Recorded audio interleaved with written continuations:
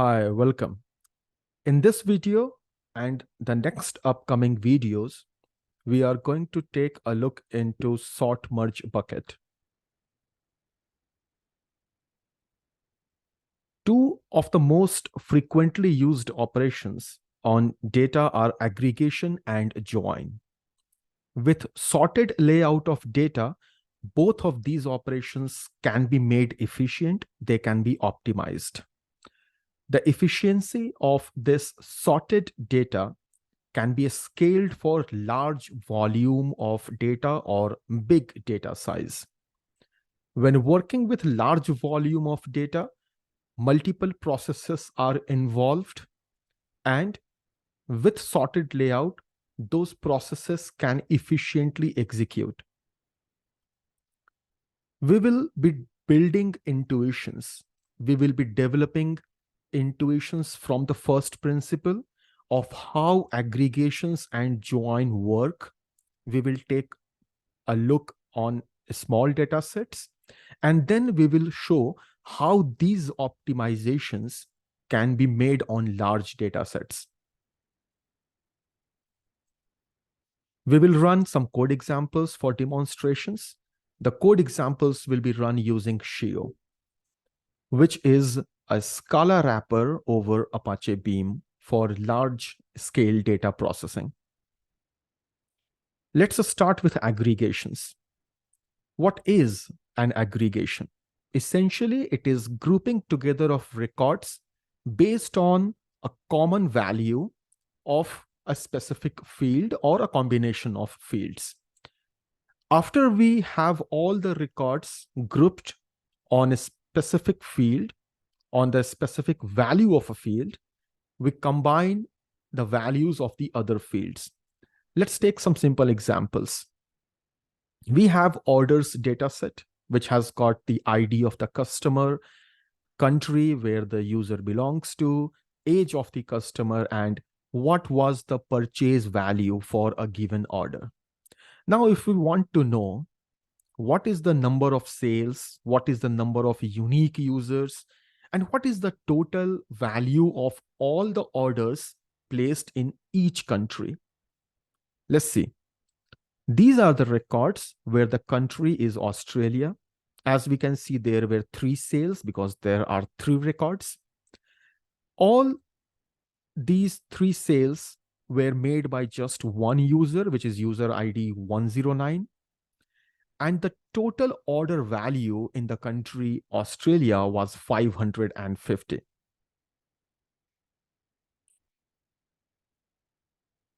Similarly, these are the 3 records for England. These 3 sales were made by 2 users, user ID 102 and 106, and the total order was 520. Similarly, these are the records corresponding to the country US, where total of 9 sales were made by 6 users, and the total order value was 1,510. Now, this is the aggregation of data per country. Below, we can see how the SQL looks like. We have country, we have number of sales, number of distinct users, and total order value. We group by country. That was the requirement. Here, grouping field is country, and aggregated fields are order value and user ID. Similarly, we can do aggregation based on the age group. If we want to have the similar information based on different age groups, we can have a result something like this. Like age group from 21 to 30, there were a total of 4 users making 8 sales, corresponding to a total order value of 1,530.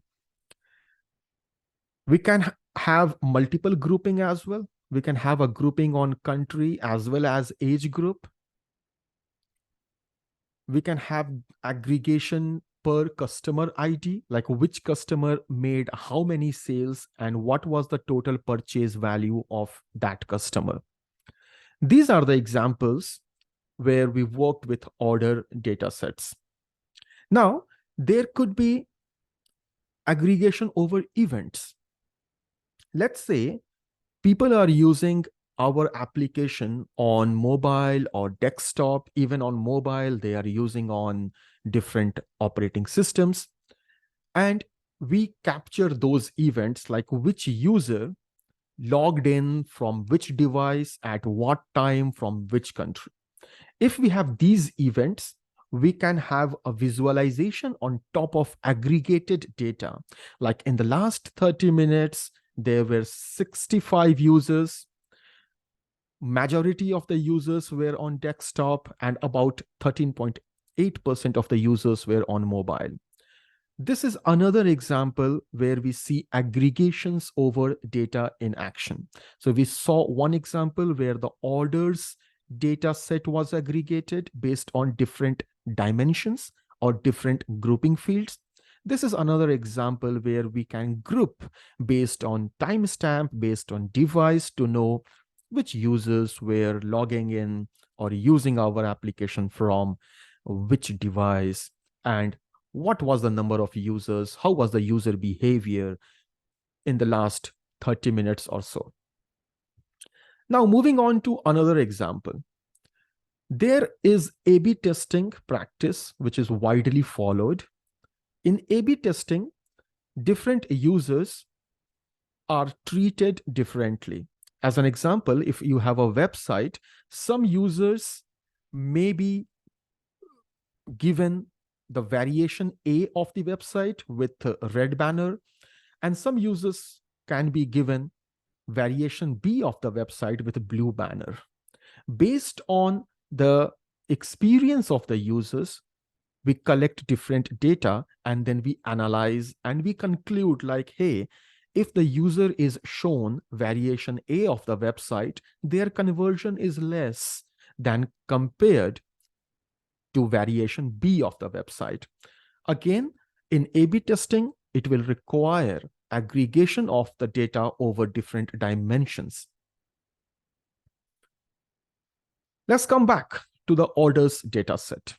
Here, we want to know what is the total order value for each customer. As we can see, there is customer 101, which has got one order of 100, another order of 140. So this user has got a total order value of 240. Similarly, different users have different purchases, and hence the total order value of different users is going to be different. Let's see how can we do this. In SQL, we will be selecting the customer ID and sum of the order value from the orders data set, and we will group by the customer ID. If we have to do this programmatically, how would that look like? Let's take a look. We can keep the running sum per customer ID. Here, we will iterate over the orders data set, which is on the left side. We will use a hash map as the output. Initially, it will be empty, but eventually we will have user ID, customer ID as the key, and the total order seen so far as the value. If the key is found in the output, we will add the order value. If the key is not found, we will simply insert. Let's see that in action. We will iterate through the orders data set one by one. So for the first record, we have 101 as the user ID and 100 as the order value. The key does not exist in the output, so we will insert the user ID as the key, which is 101, and the order value, which is 100, as the value. We move to the next record in the orders data set. Here, the key value is 102 as the user ID, which is the key, and 120, which is the order value, as the value. So because the key does not exist in the output, we will insert that key value. When we move to the next record, here the key 101 exists in the output.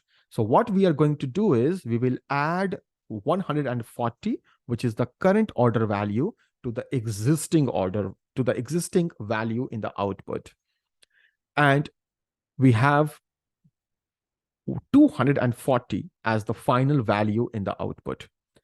Similarly, we will iterate over all the records, and based on if the key is found in the final output, we will either insert or we will update. Once we do this and we move to the end, we will have the final output ready, where key will be the user ID and value will be the total order value of that user. This is one simple way to do this. Let's look at the footprint. The runtime is going to be linear. It's going to be big O of n, where n is the number of records in the orders data set. The storage will also be linear because we are using a hash map or a dictionary, as you say in Python.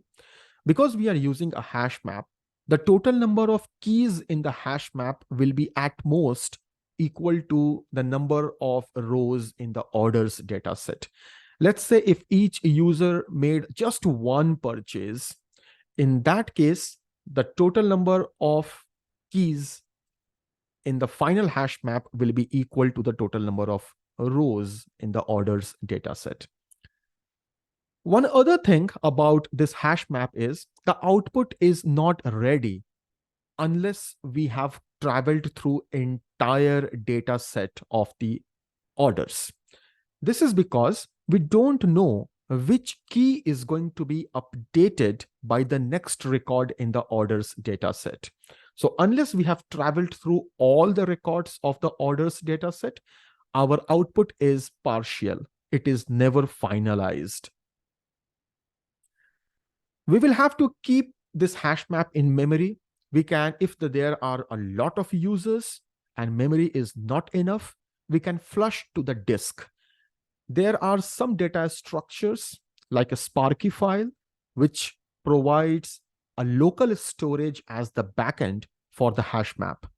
But operations on hash map, which is backed by local storage, is obviously not as performant as hash map in memory.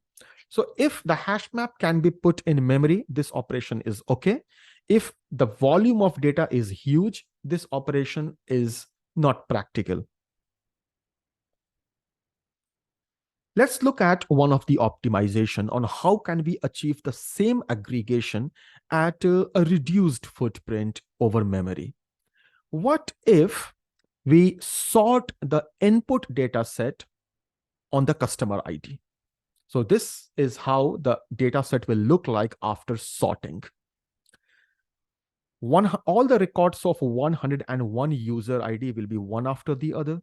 All the records of 102 will be one after the other, and so on. Now, if you see, just by scanning the first two rows, we have all the information of user 101. Similarly, just by scanning the next two rows, we have all the information of user ID 102. Because records having the same customer ID are next to each other, we know which part of the data set a particular user ID's records belong to. And logically thinking, just by looking at the first two rows, we know that user ID 101 has a total purchase of 240. Similarly, looking at the next two rows, we know that for user ID 102, the total purchase, the total order value is 420, and so on. So this sorting helps us understand where the boundary of a user ID looks like, where the records of user ID stop appearing in the data set. Now, let's look at the algorithm to do the aggregation. What we will do is we will iterate again from top to bottom, and once we iterate, we will accumulate, we will keep on adding the order value for that user ID. Once a new user ID appears, we know that all the records of the previous user ID has been completely seen. And then we will output that record, that final value. So no matter what the size of the input is, after sorting on this data set, we will be working with just 4 variables. we will have one variable to keep track of what was the user ID of the previous record, what is the sum of orders, that is sum of all the order values for that user ID, what is the user ID of the current row, and what is the order value of the current row. These are the 4 variables we will be using, no more extra variable. So let's see that in action. We start with the first record. Here, the previous user ID is 101. That's how we initialize. Previous user ID is set to the first row, user ID of the first row. Sum of orders is the order value. Once we move to the next record, we have previous user ID and sum of orders. For the current row, we have user ID as 101 and order value as 140. Now, the user ID of the current row and user ID of the previous row are the same, which means we will add the order values. This is because the previous row and the current row belong to the same user. Once we add the order value, our sum of orders will be 240. Let's move to the next row. Now we have previous user ID as 101, and for that user ID, the sum of orders was 240. For the current row, the user ID is 102 with the order value 120. Now for the current row, user ID is not the same as of the previous user ID. This means the row group for the previous user ID has finished. And this is the time we output the value, which is the sum of orders for the previous user ID. And hence we will output 101 and 240 as the user ID and sum of order values. And then we will set the variables. Now the previous user ID will be set to 102 and sum of orders will be set to the current order value, which is 120. Let's move to the next record. Here also we see that the user ID is the same as of the previous user ID. We will add to the order values, that is the sum of orders, and then we will move to the next record. Here, the user ID 103 is not equal to the previous user ID, which means the row group, all the rows for the previous user ID has finished, and we will output the previous user ID, which is 102, along with the sum of all the order values, which happens to be 420. And then this also means that a new row group has started where the user ID is 103 with order value 320. As we continue this algorithm, we will keep on iterating, and we will be able to understand when the previous row group, that is the row group of the previous user ID, finishes, and when a new row group starts. This is all possible because the data is sorted. So once we don't see a user ID repeating, so I will repeat this. Once we don't see a user ID repeating, this means that user ID will never come in the data set in any future record. All this is possible because of the benefit of sorting. And as we continue, we will continue the same logic on all the records, and we will get the same output as in the previous algorithm where we used hash map. So the logic is quite simple. We output the aggregated result when we see a different key. A key means user ID. And when we reach to the end of the data set, the current key will again no longer be compared. So we output the last record. Once we reach to the end of the data set, we output whatever user ID and sum of orders we have accumulated so far. Hence, the output will be completely identical to what was before, but there is a difference in the footprint. Let's look at that now. Here, runtime will be n log n, assuming we are using an efficient sorting over the data set, something like merge sort or quick sort, which has an average time complexity of n log n. And then we iterate through the data set once, each row is considered, or each row is read just once, which means big O of n. So the runtime will be slightly higher than before, but the storage footprint will be minimal. We will be using just 4 variables, no matter what the size of data set is. You may wonder about sorting. Sorting is an expensive operation in this case, which increases the runtime. So if the data set is going to be used multiple times, if you are going to do multiple aggregations on the same key, then sorting it once is beneficial so that you don't have to resort it over and again, and you can take advantage of reduced storage. The other thing here is the output is for a specific key is complete as soon as we see a new key. So when we produce the output for a key along with its aggregated value, that aggregated value is not going to change as we iterate through other elements or other rows in the orders, in the sorted orders data set. We can perform different aggregations. So let's say if you have to do moving average, where you can sort based on user ID and timestamp, you can do other simple statistics like min, max, and average on the same sorted data set. This also helps in deduplication, because if you have multiple records having the same value of the key repeating, and you don't want to have duplicates, by sorting the data set, we can eliminate duplicates by iterating through the data set just once. Let's say there is some ID and you expect just one value for that ID. You simply sort it.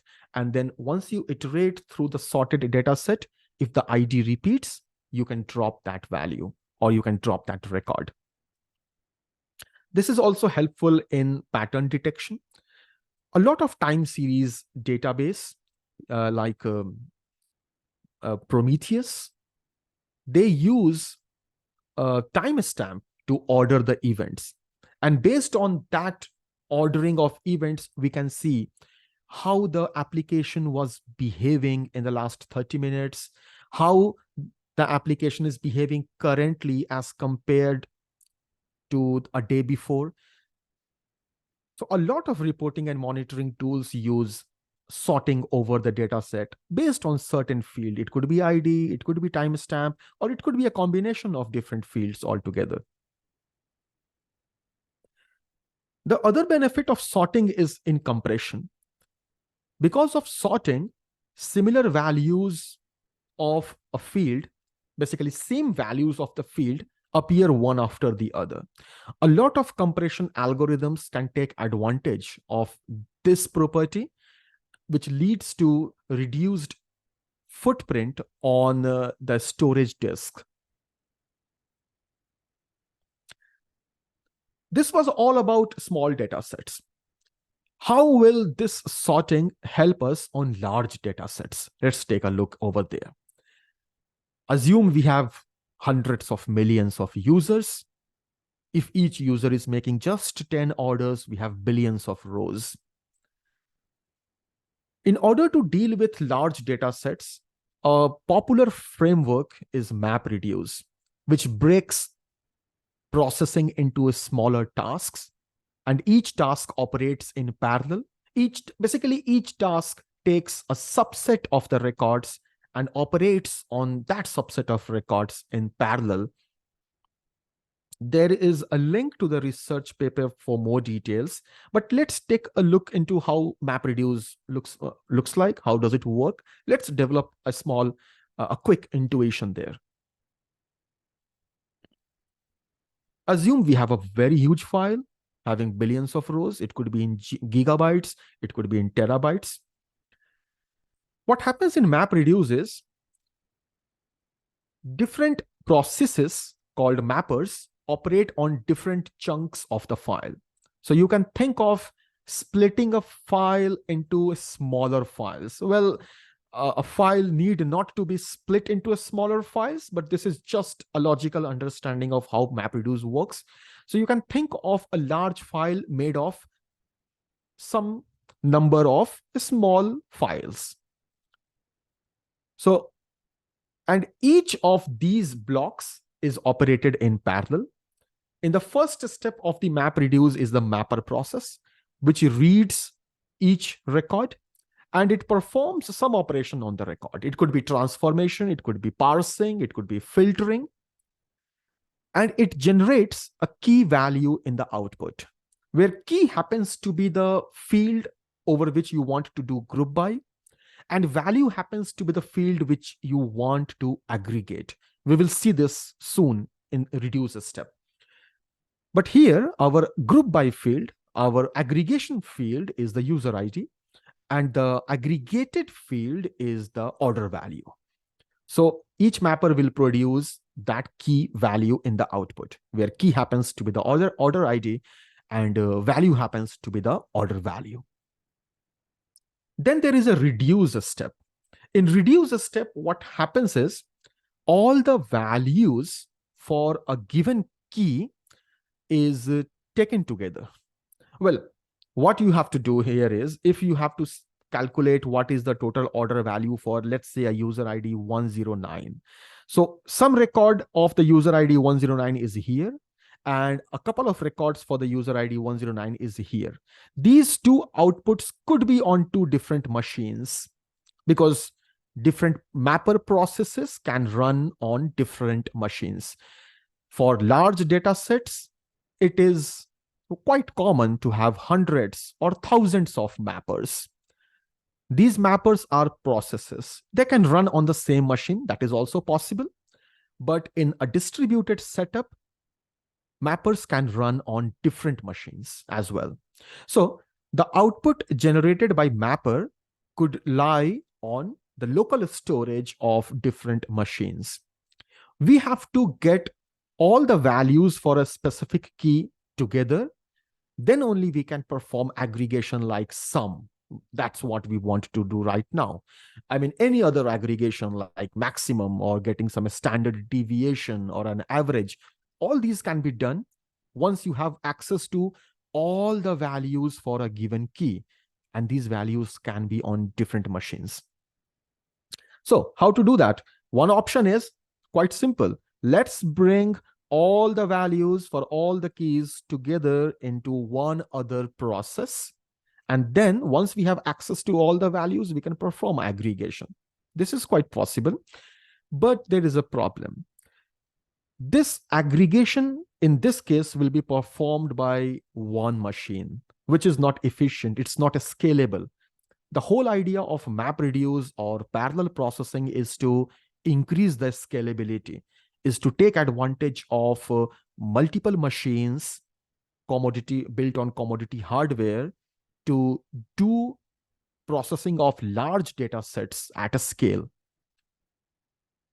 This approach is not scalable. So what we do is we try to parallelize the aggregation step as well. Yeah. So how are we going to parallelize the aggregation step? Let's take a look at that.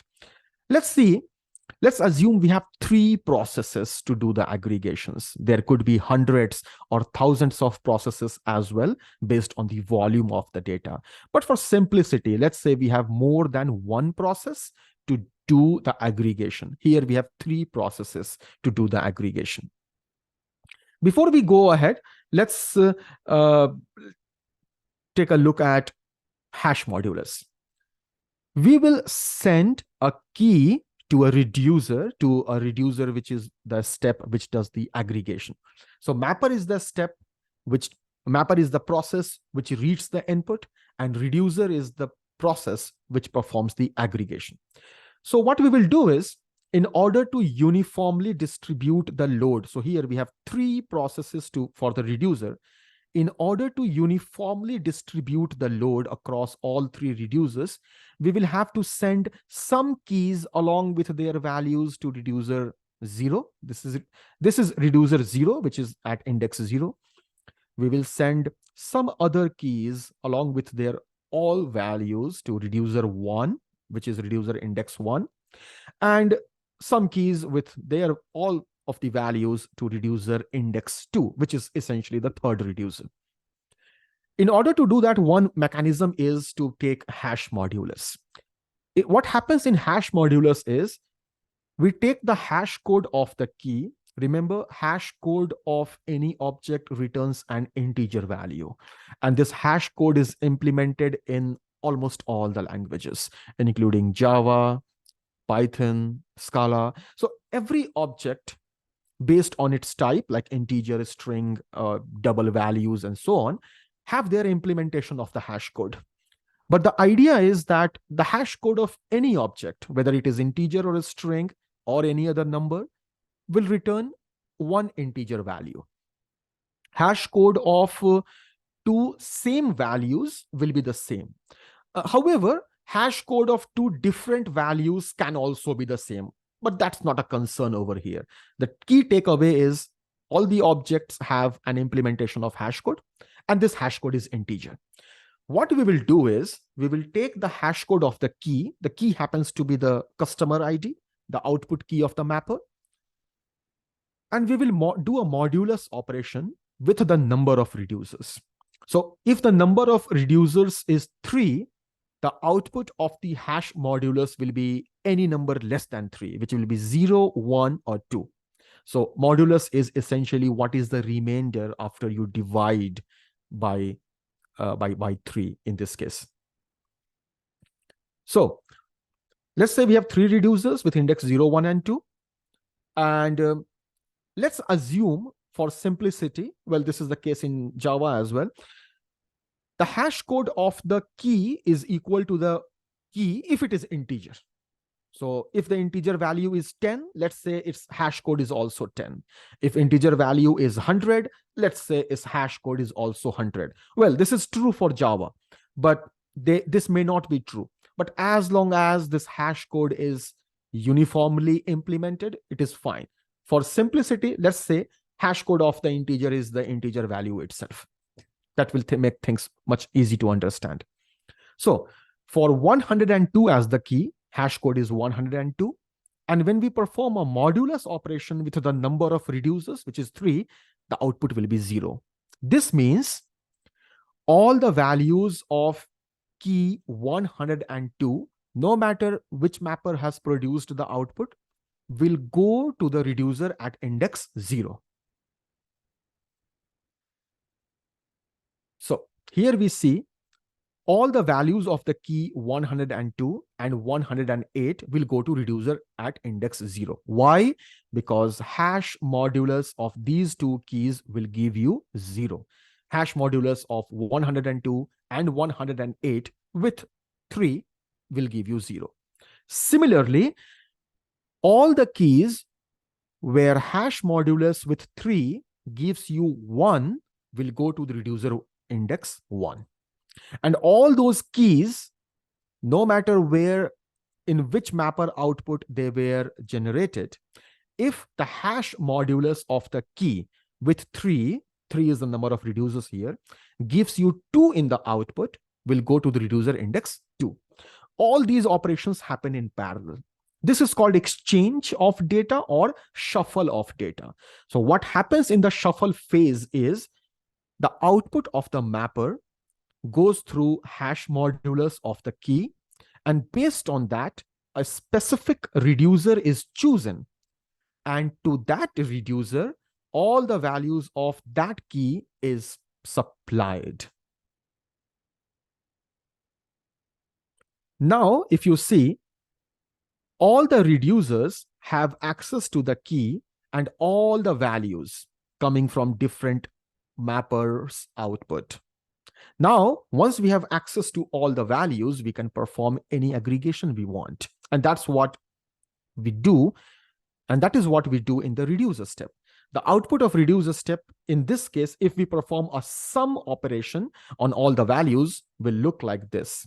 So we will be producing 3 output files, 1 output for each reducer, and we will have the complete aggregated data, which is the sum of order value for all the user IDs. One more thing to note over here is that whenever this shuffle happens, the input to the reducer in MapReduce is automatically sorted based on key. So here in the first reducer, all the values of 102 will come first, and then all the values of 108 will come next. Because these are integers, so the input to the reducer is automatically sorted by the keys. Similarly for reducer at index 1 and reducer at index 2. And what happens in MapReduce is all these three output files will be saved under one folder. So once you read all the files of the folder, you have the complete output. This is the first step, which is the map phase, where the input is read. Then there is exchange of data based on the hash modulus of the key. It goes to the aggregation phase, which is the reduce phase. And reduce phase gives us the final output.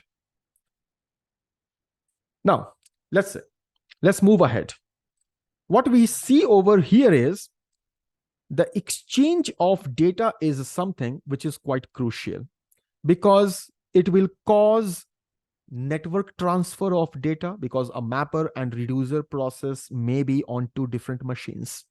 And a reducer has to fetch data from output of multiple mappers, which means there will be lots of inter-node data transfer.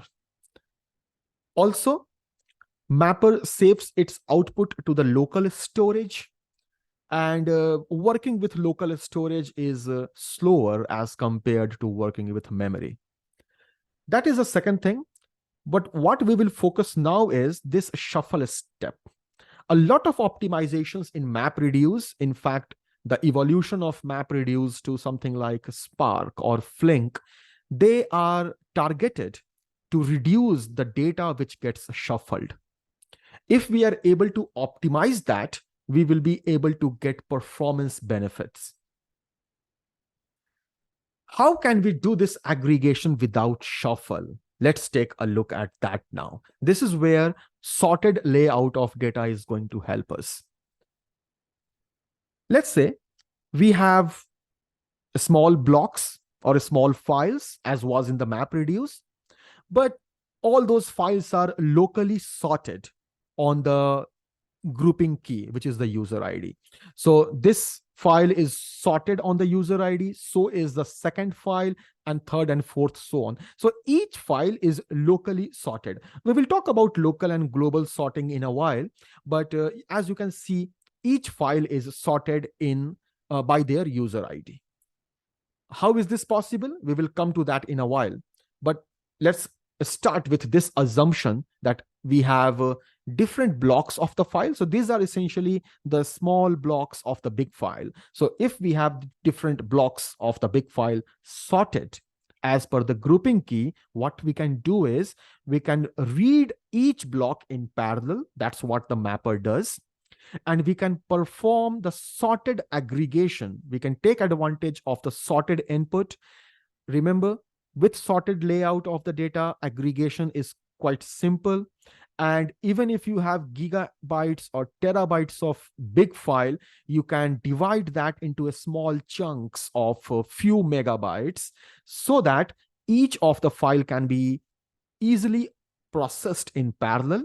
And with just a few handful of variables, we will be able to perform the sorted aggregation. That's what we saw before.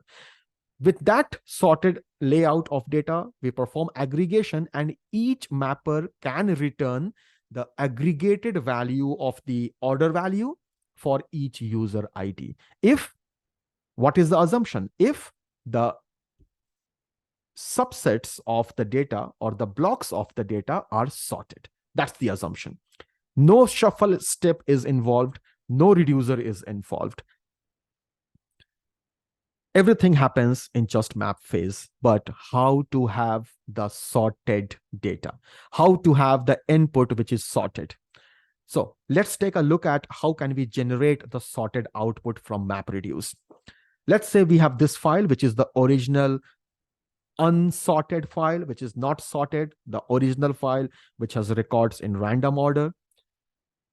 We can run a map reduce on this, where each mapper will read a small portion of the big file, and mapper will produce the user ID and order value as the output. And we can have multiple reducers where all the values for a given key will go based on the hash modulus. So there will be a shuffle step involved in this case to generate the sorted data. And if you remember, the input to the reducer is sorted by the key, which happens to be the customer ID or the user ID in this case. Now, each reducer has got the customer ID and all the values, which is the order value. Then each reducer can go through all the order values and produce the output, which will look like this. So for user ID 104, we have two values of 180. It means there will be two records in the output of reducer. Similarly, for 108 user ID, we have two values, 200 and 140. So again, there will be two values, two output records. What's happening over here is we are running one map reduce job, which generates 4 files because there were 4 reducers, and each file is sorted on its own. So this is how we can generate a sorted output. This output can then be used for the sorted aggregation. If you have to do just one aggregation, maybe running a this sorting map reduce job will be an overkill. But once you have this output which is sorted and you want to run multiple aggregations, then this will appear to be a very efficient and cheap solution, where you run the shuffle just once and take the benefit of sorted layout of data into multiple aggregations. Everything happens in one map reduce. This sorting happens in one map reduce job. Now, on this sorted output, we can run our aggregations on user ID without any further shuffle, without any further exchange of data across machines. One thing we talked about was local ordering. There are two terms. One is local order and one is total order. Here, for our aggregation, total order is not necessary. Local order is sufficient. We will take a look at local order and total order just now. But remember, any set of files which are totally ordered will be locally ordered also. But if files in a directory are locally ordered, that does not guarantee that they will be totally ordered. Let's see what is total order and local order. It's a simple concept to understand. Let's say we have two files, file 0 and file 1. Each of the file is sorted individually, like file 0 is sorted, file 1 is sorted. But if you concatenate them, then the output is not sorted. And that is local ordering, where elements of the file is sorted, but there is no ordering guarantee if you concatenate the files. Here, if you concatenate the files, this is no longer sorted. Next is total order. Like here also we have two files and both of the files are sorted.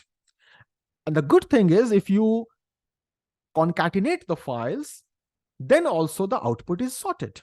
This is called total ordering. It is possible to get total ordering of data in the output of a map reduce job. That's a little bit involved. You will have to play with some partitioners. That's possible. That also involves a little bit of sampling for efficiency. We will not talk about that, how to generate a total order output. But, and the reason for that is, for our use case, local ordered files are good enough. They will perform, we will be able to perform aggregations without shuffle on locally ordered files. So mathematically, total order is defined as elements of a file I is smaller than elements of file j if I is less than j, which means elements of file 0 is less than elements of file 1, because 0 is less than 1. This means elements of file 0, all the elements of file 0 will be less than any element of file 1, and each file will be locally ordered as well. So total order is a stronger form of ordering than local order. For MapReduce aggregation, to take advantage of sorted buckets, local order is all that is required. Total order, if you have, that's fine. But even if you don't have total ordering, that is completely okay. Shuffle and sort phase ensures that input to the reducer is sorted by the key. In Scio, which is a Scala wrapper over Beam, we can perform sorted bucket aggregations. I have linked to the design doc and the link to the documentation as well. This is a feature which is still not implemented in the Apache Beam, but if you are making use of Scio, you can take advantage of sorted bucket aggregations. Let's understand that. First, in order to perform sorted bucket aggregation, we will need to have input which is sorted on the grouping key. That's the essential requirement. And in order to do that, we just saw that we need to have a MapReduce job which generates sorted output. That's the first step. So how could we write sorted data in the sorted bucket using Scio? Let's understand the API. We will see the demo as well. First, you have to choose what format you have to write. You can write as Avro, JSON, Parquet. Then you will have to choose some configurations, like once the data is sorted before writing to the disk or before writing the file, how much memory to use for the sorter? What kind of compression codec has to be used? What is the hash type? As you remember, hash modulus of the key is used to decide which reducer receives that key along with all the values. So what kind of hashing algorithm or hash type do you want to use? How many output buckets you would like to have? Here, the number of buckets essentially is the number of reducers. If you choose number of buckets to be 4, then your key will be performed hash modulus with 4. You can choose number of buckets to be in power of 2, like 2, 4, 8, and so on. Logically speaking, you can choose the number of buckets to be anything. But for good reasons, we have a restriction that the number of buckets should be a power of 2. This helps in bucket compatibility when you perform join. We will see joins later, but for now, this is the restriction that the number of buckets should be a power of 2. But as you know, I mean, even if you don't have a power of 2, logically, it does not make much difference. It can work on any number of buckets. The concept remains the same. You can also choose number of shards. Shards are the further splitting of files inside a bucket. So if you think of a number of buckets to be equal to the number of reducers, then the shards are the further division or splitting of the content of the file in buckets. This is helpful if the sorter memory is not enough for each bucket. We will take a look at shards also in a while. Once you have these configurations, you can call save as a sorted bucket. So we have a sorted bucket S collection, which has this method, and it will save your file. After saving the file, you can choose Avro, Parquet, any format. One JSON file, which contains the metadata about the bucket or about the files, is also generated, and it is saved inside the same directory along with other data files. Now let's take a demo. I have created a virtual machine with 32 GB of RAM, and I have my code over there.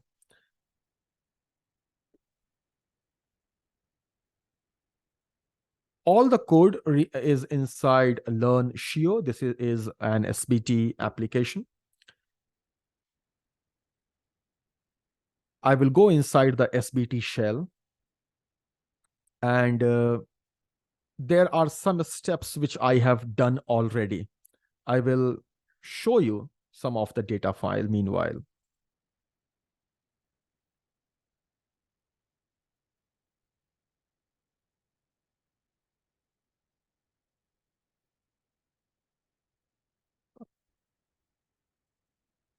So I have some data files inside raw.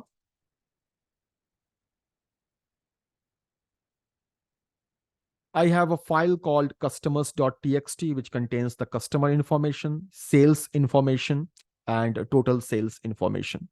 Let's look at the sales txt file.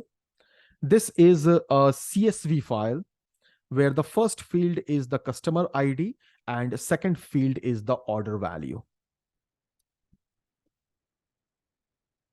Similarly, we have customers.txt, where the first field is the customer ID and second field is the country code of the customer. Customers.txt will be used later in the demos, but these are the two files we will be working with.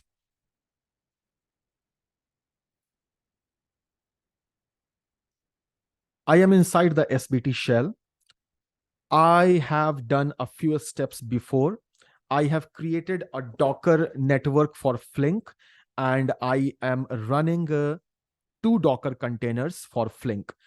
As you already know, there are different runners which are supported by Beam. Runners are the execution environment. You can write your code in Beam or Scio, and you can run the code on Google Cloud Dataflow or Apache Spark or Apache Flink. You can even run them in local, which is the direct runner. So Beam supports different runners, and then there is a decoupling between your development SDK and execution runtime. I am using Flink. So I have started a couple of Flink containers, one for the job manager and one for the task manager. I can show you that as well.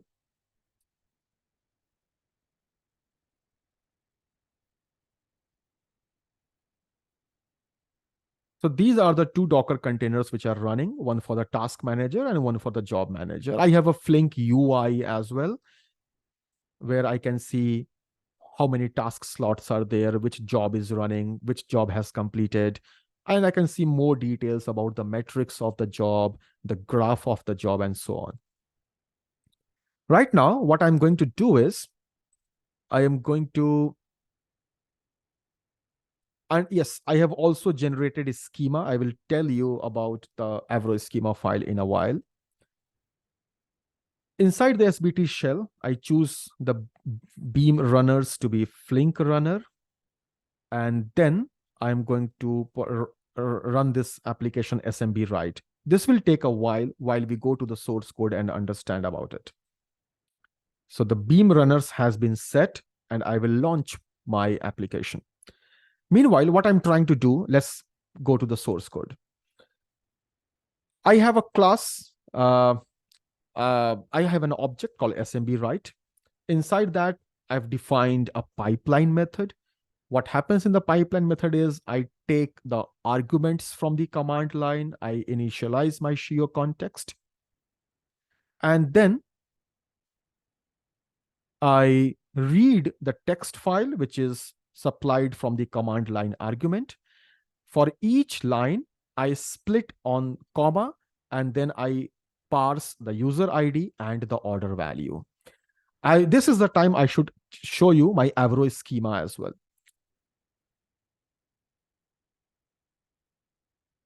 This is my Avro schema file for the sales, which has user ID and order value, both of integer type. Similarly, I have an Avro schema file for customer, where user ID is integer and country is a string. We will take a look at customer data set also after a while. But these are my Avro schema file. And what I did just before is I used Avro tools With Avro tools, you can pass the schema, Avro schema file, and it will generate a Java class for you. And that's what happened over here. These Java classes were generated automatically with the help of Avro tools. Coming back to the SMB, right? So I'm using that Java class, which was generated by the Avro tools, and I am building an object of that class.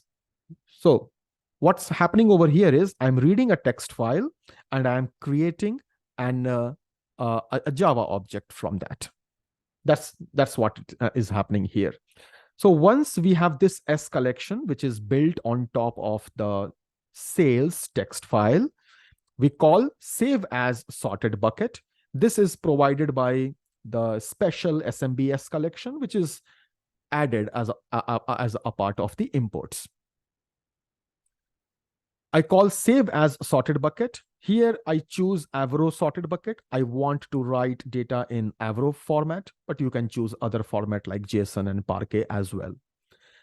Here I call the write. Inside write, I specify what is going to be the type of my key and what is going to be the type of the actual record. So each record will be of type sales, and the type of the key will be integer, which is the user ID or the customer ID. Here we specify what is the name of the field which is going to act as the key. So this user ID will act as the key. This is the output location. So I will pass the sales SMB out from the command line. I will show you the command line just soon. And then we pass a bunch of different configurations. We pass sorter memory that I want to use 4 GB for the sorter. Internally, what SMB in Scio does is it uses in-memory sorter. And if your data volume is huge, that it cannot be sorted in memory, then it will spill the data to the disk and it will use external sorter. External sorter works, but it is not as efficient as the in-memory sorter. So choose a value of the sorter memory so that you don't get warnings like that. We specify a temp directory where temporary files are going to be stored. We specify the compression codec. I am using the default codec with default deflate level.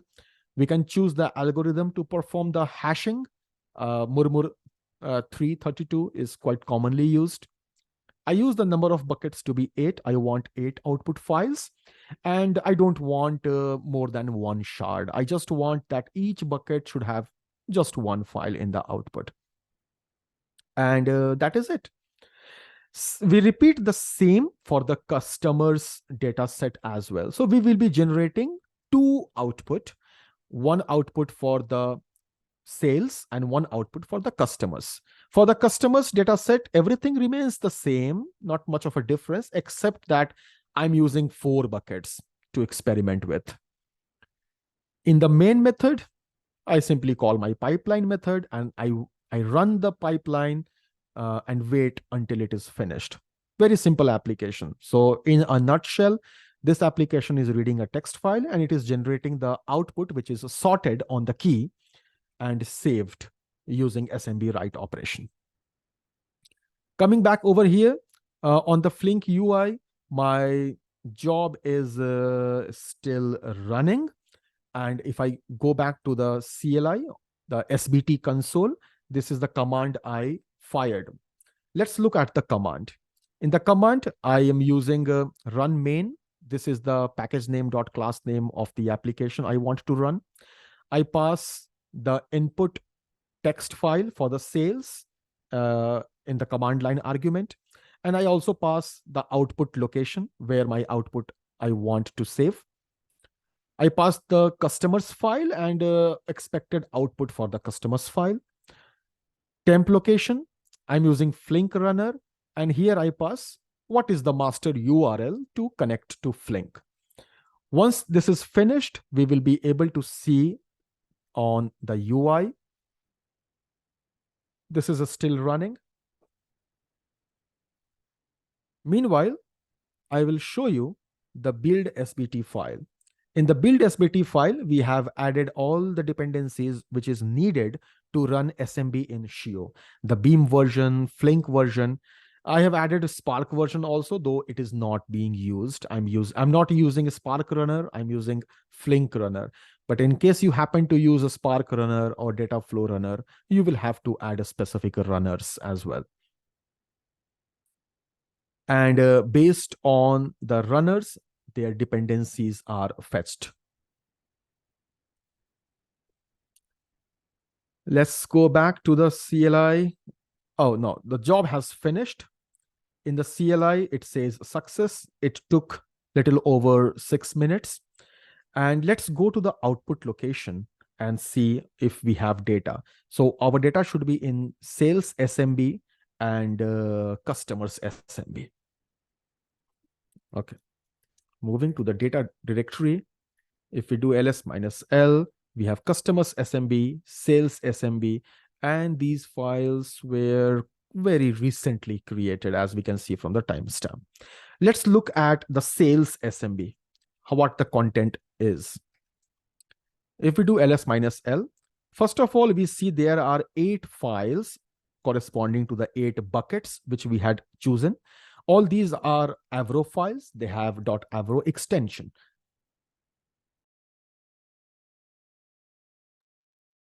We also have a metadata.json file, and we have one extra Avro file called as bucket null keys. This is the file which contains all those records where the key was null. And we see that the size of these buckets are very, very similar. They are not very off, which is a good thing because our data is uniformly distributed. First of all, let's take a look at the metadata JSON.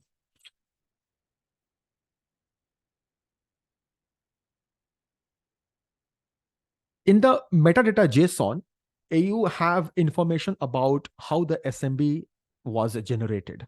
This is very important, especially if you are going to join 2 SMB datasets, 2 datasets which have been produced via SMB writes. Here, first, the type of the bucket metadata is provided. We have version as well to check for compatibility. Number of buckets is 8. Number of shards is 1. The class of the key is integer.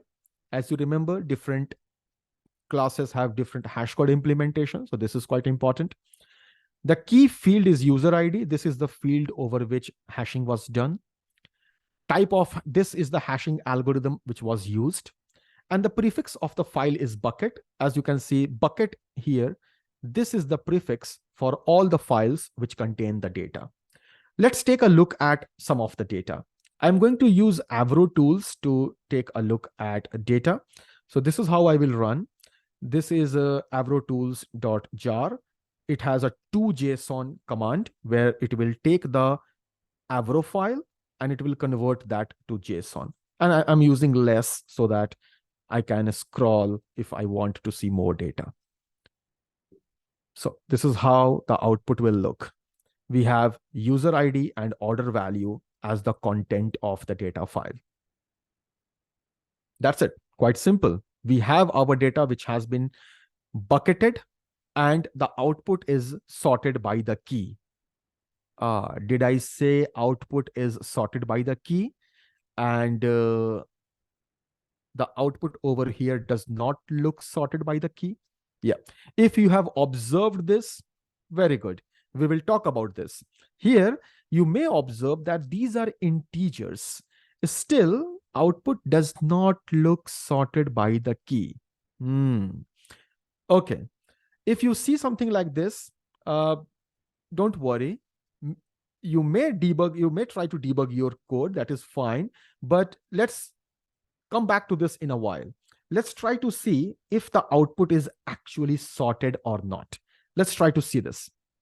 First, I'm picking one user ID and I'm trying to see at which line numbers this user ID is in the original raw data set. So in the original raw data set, there are 2 records for this ID. One record is at this line number, which is 426,000. No, at 4,265,000 something. And the other record for the same user ID is at line number 9,196,000 something, which means these two records in the original data set are far apart. Okay. For the same user ID, let's see what are the line numbers for what are their line numbers in the sorted data set. So what I will do is I will create a JSON file by reading the first bucket. Now, if you are wondering, how do I know if it is in bucket number 0 or 1? That's what I just checked. I just picked one of the user IDs just before this demo, and that user ID was in the first bucket. If you don't know which bucket it is easy to search. You can just search in all the buckets and you will find which bucket this user ID belongs to. Okay, so what I'm going to do is I'm going to, let's say, create a data.json. So I'm going to read all this Avro file into this data.json. So we have data.json. And now what we will do is we will do a cat -b so that we can get the line number for data.json. And then we will search for this user ID. And if we search for this user ID, you do see something? The user IDs are one after the other. One user ID is in line number 52, and the same user ID, when it repeats, it is in line number 53. So in the original data set, there were two records which were far apart. In the final data set, these two records are just one after the other. Which means maybe the output is sorted, because if they are sorted, data will, same key shows up one after the other, just as the next record. But if data is really sorted, why doesn't it appear to be sorted? Like user ID does not look like it is sorted. So it's a little confusing. We will understand this very soon. But this is all I wanted to show. How to write data in the SMB output. That should be the takeaway for now. We will take a look at short sorting as well. And we have also seen that there are multiple buckets created based on our configuration. There are 8 buckets which have been created. And we have a metadata.json file as well. And this is the file which contains this null keys.avro. This is what contains all the records which have null keys. We don't have any of such record. So this file as of now contains no data. It contains just a schema of the Avro, and that is why it is taking 189 bytes. Now, coming back over here, we will talk about the sorting. That's what we have to do. But before we go for sorting, let's try to see the sizes of the data. Or hold on, let's see the size a little bit later. Let's try to see why the sorting looks different. So observed sorting and hash code may be different from expected. This is we have already seen that. Let's try to see sorting from the first principles. Well, this whole video is to read things and understand things from the first principle. Let's say you have these numbers. Are they sorted? Yeah, if they are integers, they are sorted. Okay. Integers are sorted by taking their whole value. How are strings sorted? Well, strings are sorted by reading from left to right. For example, if you have apple and bat, you compare from left to right, you check apple A with B, because A comes first apple is smaller than bat, and that is what happens in any English regular dictionary. Apple comes first and bat comes next. That's the sorting. That's how the sorting happens, comparing each characters left to right. So if you have to sort 18 and 2, well, if these are integers, then 18 will be higher. But if they are strings, then 18 will be smaller, because you will be comparing left to right and you will be comparing 1 with 2. Again, these 1 and 2 are not integers, but characters, because a string is made of characters. ASCII code of 1 is less than ASCII code of 2. So integer 18 will be larger, but as a string, 2 will be larger. What point I want to make is, based on the data type, your sorting can be different. If you sort integers, this is the order. If you sort these integers as strings, this is the order. So the output of the sorting depends on how objects are compared. Are they following a string comparison or integer comparison? What is the comparison? That's the thing. Here, we have used the class of the output as integer. You remember? This is the integer class we used. These are not strings, but why then they are having a different ordering? Let's see. Inside Beam, or inside Scio, basically inside Scio, there are different methods which encode the key values to bytes. And when the key is encoded into bytes, different comparator is used. And I have added link to the source code as well. So a bytes comparator is used, which uses lexicographical comparator, whose comparison logic is different from the regular Java or Scala logic of integers. And hence, the observed ordering is not what regular integers will show. So if you sort the integers in Java, you will get different ordering. But if you sort the same integers using this lexicographical comparator, having where the values are encoded into bytes, it will give you a different ordering. But no matter what the sorting is used, as long as all the values of a specific data type are treated uniformly across the applications, our comparison logic is going to work.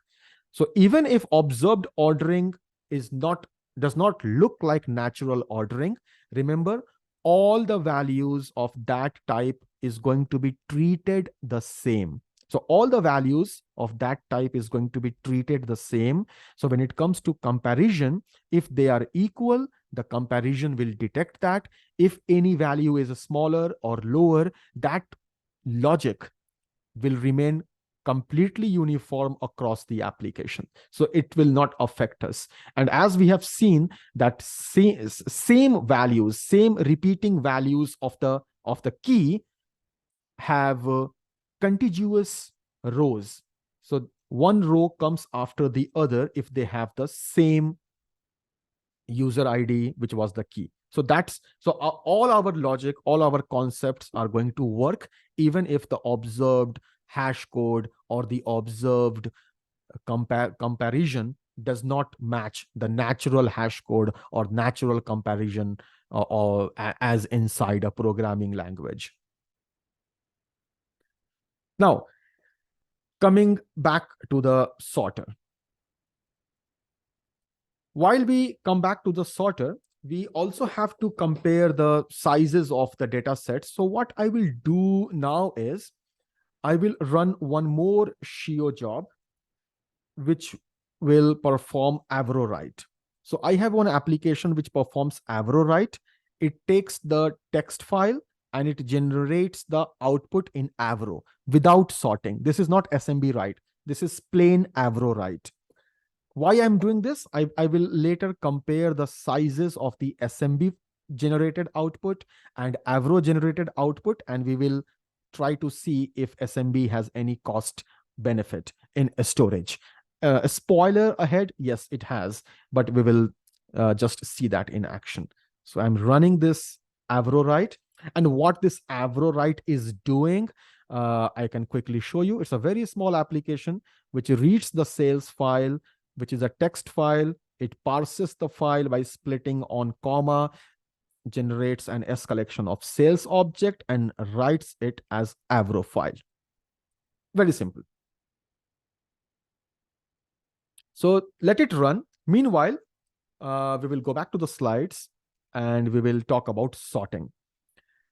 So in order to generate the sorted output, what's happening is we are using in-memory sorter to sort the data. If in-memory sorter is not enough, data will spill to the disk.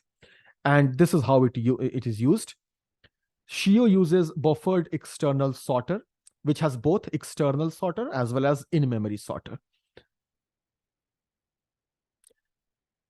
Now, if you have large volume of data, and if you see that sorting of data is not efficient, you will see error messages or warning messages, in fact, something like insufficient value may lead to below error and so on. So if you see that logs give you messages like falling back to external sorter and so on, maybe it is a good time to check your memory you have allocated to the sorter. This is a code where you do that. The other option is to use shards. What's happening in shard is inside each bucket, data can be further divided into shards. So you can think of shards as the files inside bucket. Let's visualize this.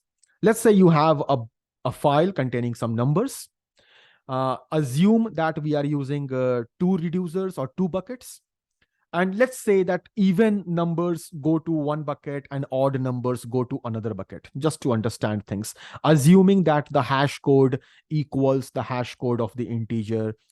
The hash code of the integer equals the integer value itself, if you assume that. Well, we have seen that hash code and ordering does not follow those Java rules or Java formula, but it is a good for understanding the concept. So we have bucket 1 with all the odd values and bucket 0 with all the even values, and each bucket will be sorted in the final output. Each bucket will be sorted. With the shards, you can create multiple files inside each bucket. So inside bucket 0, let's say if you use 2 shards, there will be 2 files. Each file will be locally sorted.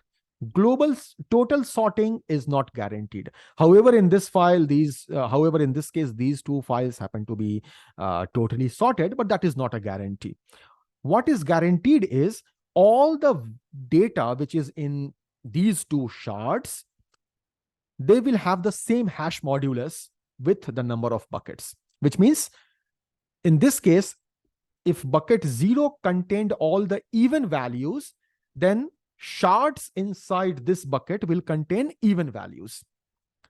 And those even values will be divided into the number of shards you choose. So let's say we choose 2 shards. This is how the division may look like. The division of data into shards is random. Remember, division of data into buckets is not random. It is based on the hash modulus. But once data belongs to a certain bucket, which shard will it belong to? That is random. Similarly, for bucket 1, all the shards will contain the odd values because that's what was happening. All the odd values was going to bucket number 1 because their hash modulus was 1. Hash modulus with 2 was 1. But again, in this case, these 2 files will contain the odd values, but which value will go to which shard is not guaranteed. What is guaranteed is that all the shards will contain locally sorted data, but all the shards of a given bucket is not guaranteed to contain the total ordering. As we have seen before, most of our operations do not depend on total ordering. Well, in some cases they do, then you will have to be careful. You may have to use just one shard so that you ensure that all the content of the bucket belongs to just one file and that file is sorted. But if you happen to use more than one shard, the data which belongs to a bucket will be randomly distributed among the shards. Two things to note here. The first is the sorter memory, which we specify when we write code, this sorter memory, this applies to the shard level. This does not apply to the bucket level. This applies to the shard level. So every shard will get this much memory. So if you see that creating buckets is becoming inefficient because of external sorting, then you may create more than one shard, maybe try to create two shards. And if that can help, because each, instead of, let's say, in this case, each bucket is having 4 values or 4 data. If there are 4 data records for one bucket getting some sorter memory, it may be efficient to have lesser data getting the same memory. So maybe you can give the same memory and you increase the shards, number of shards. The other thing is the total number of files which are generated is equal to the number of buckets multiplied by the number of shards. So in this case, we had 2 buckets and 2 shards. Total number of files was 4. 2 files in each bucket.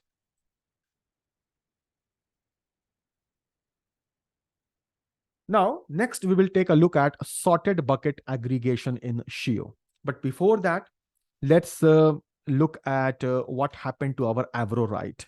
So we ran this Avro write. We expect our data to be in here. We have just one file, and let's try to see the sizes of the data.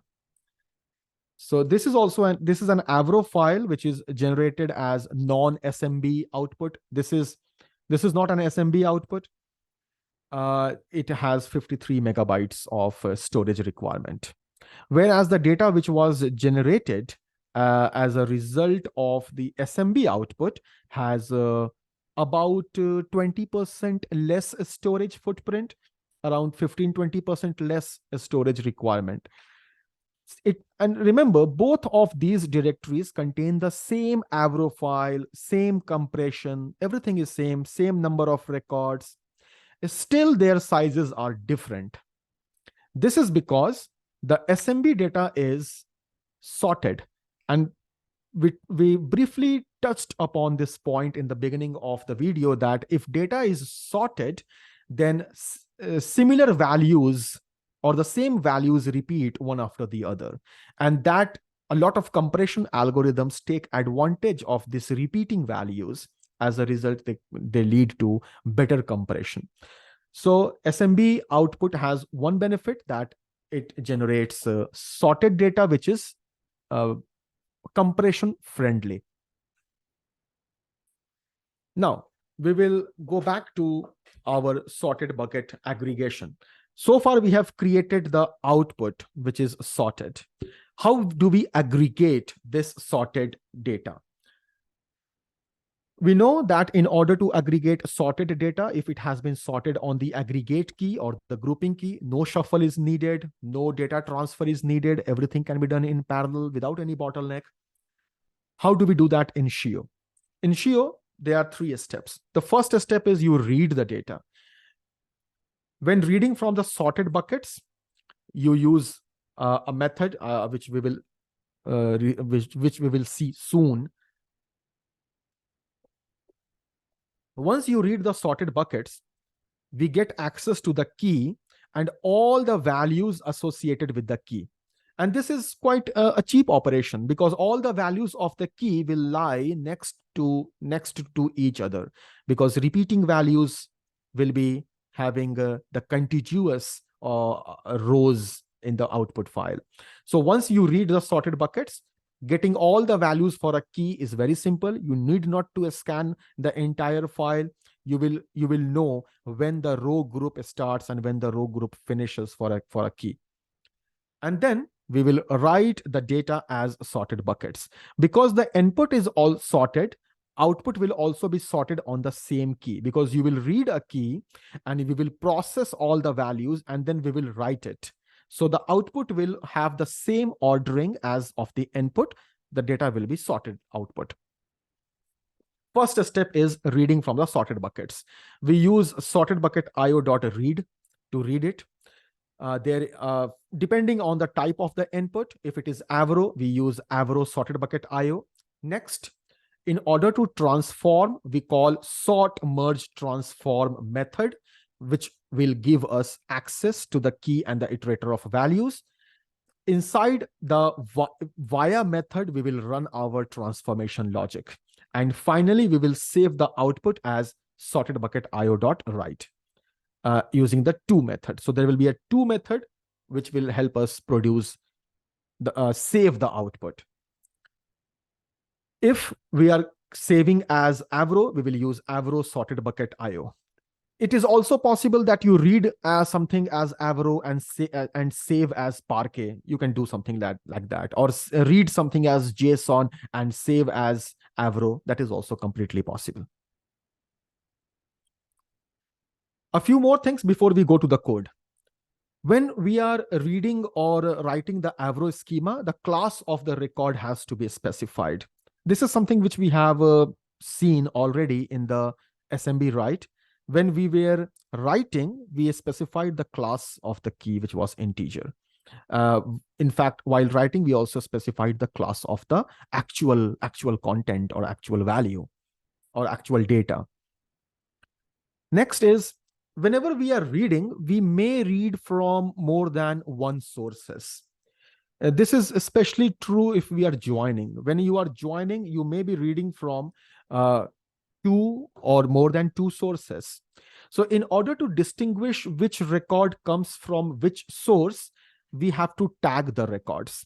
And this tagging is performed with the help of tuple tag. So we will have to pass tuple tag with some unique identifier for each source.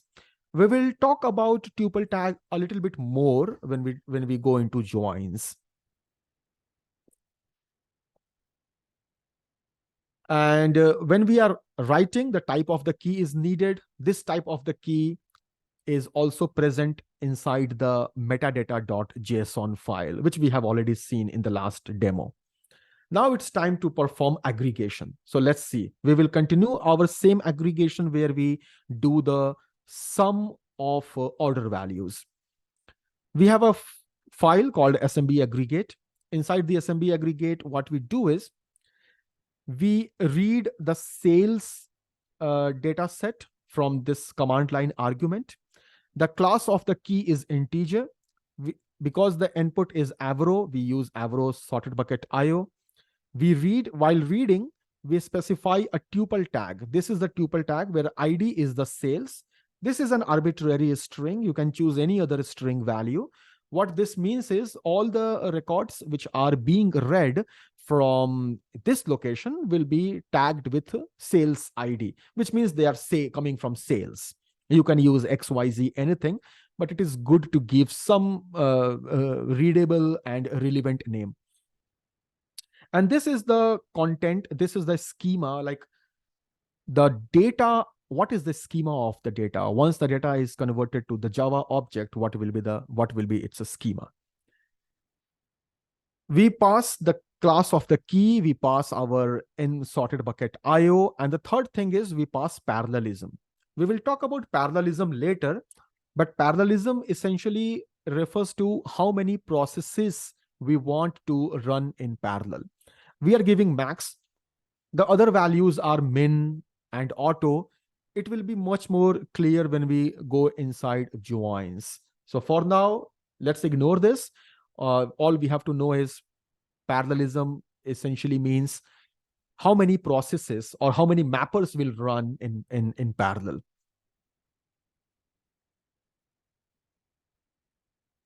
Once we have read this, we will write our output to this location. But before we go to the output, let's see what is the transformation. This is our transformation. We have key And we have sales. Sales is an iterator. If I hover over, I find that this is an iterable of the records, which is the iterable of the sales. And key is my user ID or the customer ID, which is the key.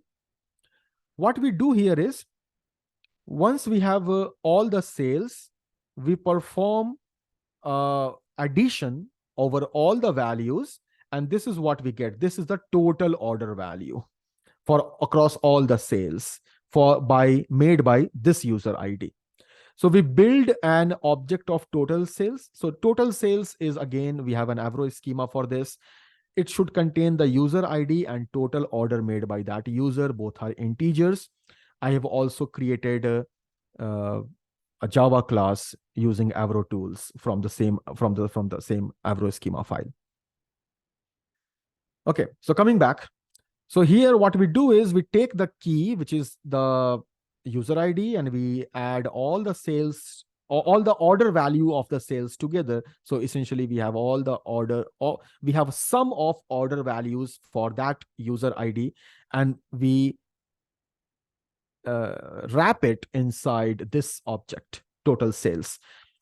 Output collector is the mechanism with which this is an object of consumer, serializable consumer. Basically what it does is, you can pass what you want to save into the output. That is what you will pass to the output collector by calling its accept method. So the last part in this piece is the output. So this is the configuration of the output. I would like to use Avro sorted bucket IO. I would like to save as Avro file. And the output has got the class integer for the key. The field name of the field is user ID. And this is the output, the schema of the output data. And this, from the command line argument, we will pass the location where we would like to save our output. Let me run this and come back to the code if anything is missing. So what I'm going to do is, I'm going to run this SMB aggregate, because it might take a while for it to finish. And then meanwhile, we can discuss what's happening. So I'm calling SMB aggregate. I'm passing the sales SMB. This is the SMB output generated from the previous SMB write job, what we have already seen here. And I want my output to be located at this location. We will see this location once the job finishes. I pass my temp location, I pass Flink runner and the URL to the Flink master. It will take a while to run. Meanwhile, this is how the whole process looks like. We call sort merge transform on the SMBS collection. We pass the type of the, for the we pass input configurations, where is the input type of the input, reading the input. We choose parallelism. We will discuss about parallelism later. We specify the configurations for the output, and we also specify how the transformation logic has to look like using a via method. And that is all about it. One more thing is there. If I have to perform a regular transformation, a regular aggregate, how will that look like? I will run this as well in order to compare if there is any difference running the regular aggregate and running the SMB aggregate. Let's go to the CLI. Okay, it's still running. Let's go to the UI. I refresh. Oh, one more time. And I see that SMB aggregate is running. This is a running job. A couple of jobs have finished. The SMB write and Avro write, we discussed. We have already discussed this. This is running. You can click on the job and you can see the graph of the job as well. If you want to dive deep into it, you can, of course, understand how it actually works. Let's go back. It will take a while to finish. After this runs, we will run one regular aggregate, which will work on the regular Avro file. It will not work on the SMB file. It will work in a non-SMB manner. What it will do is, what we are going to do in the regular aggregate is we will pass the text file for the sales, and we will pass an output location where the aggregate data will be will be saved, and we pass the other command line arguments which we are already passing. So this we will run after my current job completes. But okay, let's see if it is still running. Okay, now the SMB aggregate has finished. It took under 2 minutes. Let's go back to the SBT console. It's finished. Let me run the regular aggregate and go back to the source code to see what it does. In the regular aggregate, we read the sales text file, very much similar to what we were doing before in the Avro write, reading the text file and creating S collection. So here we are creating a sales S collection, which is where each element or each data of the S collection is of type sales. And sales has got user ID and order value. Then from the sales, we create a key value S collection where key is the user ID and the value is the order value. And then we perform a reduce by key operation. And what this does is for all the values which have the same key, it will perform this function. And this function essentially takes two values at a time and it adds them. So overall, what happens is we end up adding together all the order values for a given user ID. And that is what we are trying to do. We are aggregating on the user ID and we want to get sum of order values, the total of order values for each key, for each user ID. And then once we have the user ID and total order, we create a string like this, and we save those strings at the output location. So this will be producing a CSV file, a comma separated file, where the content will be the user ID and total order. And we have already started it. Let's go to the UI. It's running for 40 seconds. It will take a while to finish. Meanwhile, let's try to see the output of SMB aggregate. This is the location where we had created the SMB output. Let's go inside this.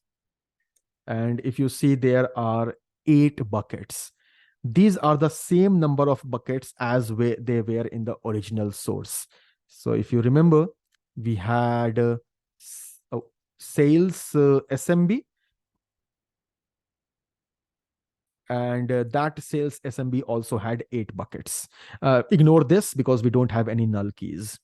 Now, in the aggregate output, there also is a JSON file which contains the metadata. And if we try to read that, all those things look very familiar. We have already discussed what they mean. So every SMB output directory will contain this JSON file, which contains the metadata about what was the key, what was the name of the field acting as the key, what was the type of the field, what kind of hashing was used, and number of buckets, and so on. Let's go back to the UI and let's see our regular aggregate. How is that doing? It has crossed a little over 2 minutes and it's still running. One thing to note here is this is the graph, the job graph for the SMB aggregate. And this is the job graph for the regular aggregate. You will see that the job graph of regular aggregate is much large. This includes shuffle, and that is why the job graph is more involved. Whereas here there is no shuffle and the job graph is shorter. You can look into the job graph for more details. But the point I want to make here is because SMB aggregate does not use shuffle, the job graphs reflect that that fact. Okay, so going back to the jobs, let's see if it has finished. So it has taken more than 3 minutes and it has still not done. Our SMB aggregate finished under 2 minutes. It took 1 minute and 50 seconds, whereas our regular aggregate is taking much longer. When you work with large scale data, as of now, our data volume was not much. It was in megabytes. It was under or around hundreds of megabytes. I think 50 megabytes, if I remember. We can check that.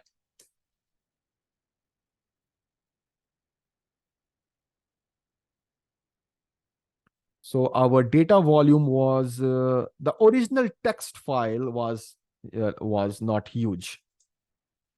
It was like 124 megabytes for the sales. So once you start to work on gigabytes or terabytes of data, this difference starts to become much more evident, and the performance difference is much more visible. Here also you can see there is a big difference between running SMB aggregate and running regular aggregate. One part of this difference is because we are reading the original text file in the regular aggregate, and text file has more size than the Avro file. So that is one part of the story. That is one of the reasons. But you also see from the job graph that this regular aggregate has to execute a much longer and a much bigger job graph. And all this is because of the shuffle, which is not used in SMB aggregate, but is used in the regular aggregate. So regular aggregate finished in around 5 minutes. It took longer. Now we will quickly validate if our outputs are the same. So I have taken one user ID. Let's see that. So this is the output from the regular aggregate. So this user has made a total purchase of 270. Let's try to check same user ID for the SMB aggregate. If the logic is the same, we should get same result. So the SMB output was Avro. I have converted that into JSON, and we see that the user ID has the same order, total order of 270. So our outputs look fine. Our outputs, we have checked for just one user ID. We can check for other user IDs as well. But our outputs look consistent to each other, no matter we do a regular aggregate or we do an SMB aggregate. So let's move next. Next is joins.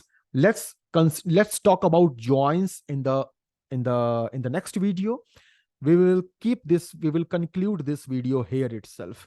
Just to summarize, what have we learned about?